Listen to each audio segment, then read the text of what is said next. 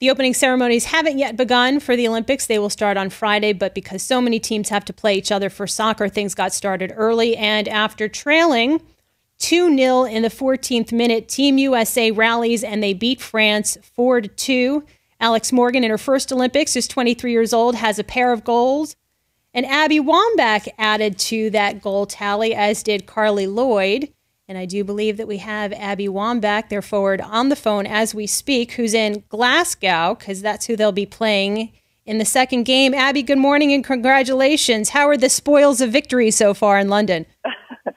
They're great. You know, we're in Glasgow, and yesterday, first part of the game kind of was a little fishy, but we pulled it out and came out on top in the end. So we're happy about that. Moving on to Colombia. Take me back to the first 14 minutes. Now, sun apparently was a factor for Hope Solo. I know she didn't want to use that as an excuse, but how did that really come into play? Yeah, I mean, the sun was definitely, it's not an excuse, and it's an explanation. You know, it's so hard for a goalkeeper to get a clear read on a ball, and you could tell that it was a problem because Hope usually makes those touch saves that she can just punch the ball over the bar. And to France's credit, you know, they took those chances really well and made the most out of them. But it kind of got us back into form because, you know, we were playing all right, but we just needed to score goals. And I think that our team bounced back, even going down 2-0, and we're able to secure the win in the end. You're a team leader. You've been to this rodeo before. And it's not a sport where you could say, hey, I want to take a time out, just take a breath. What do? Do you get even more hyped up to get your teammates going, or do you take it down a notch and you really take a calm approach because you know that nerves and butterflies are probably playing into that a little bit? Yeah, well, you know, a few of us take different approaches. I'm more of a rah-rah, get more fired up kind of person.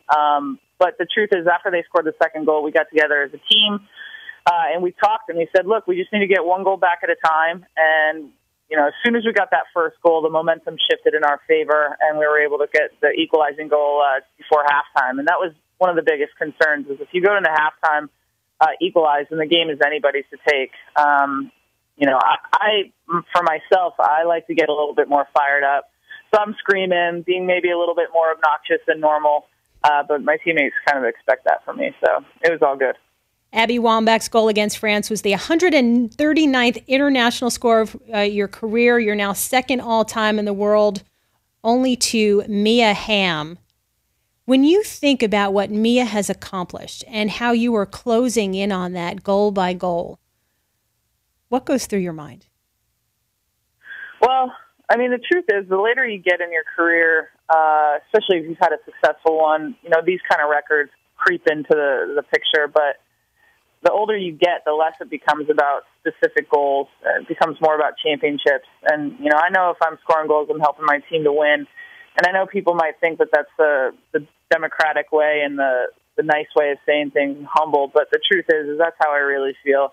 I think Alex Morgan is going to probably even break my records if I were to be able to be so lucky to surpass Mia.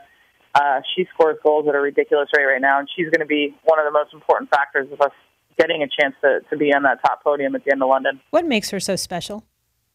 Well, she's fast. You know, we complement each other because she has all the things that I don't. And I like to think that I have some things that she doesn't have, like height, strength. You know, she's strong on the ball, though. But she scores goals in big moments, and you can't teach that. And, you know, she's still so young. I see a lot of myself in her when I was her age, and as long as she can keep a good head on her shoulders, which she's doing a great job of, she's going to have a long career with this team. You have the winner of the Columbia-Glasgow match on Saturday. As you look at the field, Abby, who do you consider the toughest team in your way to gold? Well, we like to stay in the moment. You know, right now the next opponent's Colombia, and we have North Korea to look ahead to, but we got to stay in the moment, and we got to secure 3 points against Colombia and hopefully 3 points against North Korea so we can get out of our group in control. You know, we feel like we're one of the best teams in the world. We know that other teams in the different groups, but we really don't want to focus any of our attention on that right now. We just want to stay with what we can control, and that is Colombia, our next game. You're staying in the Olympic Village? We aren't. Right now we're in Glasgow, and that's about 400 miles away from London. So go to hopefully we'll get to the Olympic Village later on in the tournament. But we first 2 games are here in Glasgow, and then we head to Old Trafford for our 3rd game against Korea. One athlete you want to meet before you leave the games? You know what? I want to meet an Abby Wambach with a gold medal around her neck. That's the athlete that I want to meet. You know what I mean? This isn't about getting autographs. You know, it'll be nice to meet the other athletes when we get to the Olympic Village, and hopefully we can meet other athletes that have experienced the same thing that we're gunning for. But at the end of the day, we all want gold medals, and we all want to support each other. You know, I want to see this team have a gold medal. That's all I care about. You want to see Abby Wambach standing in a mirror with the gold medal around her neck.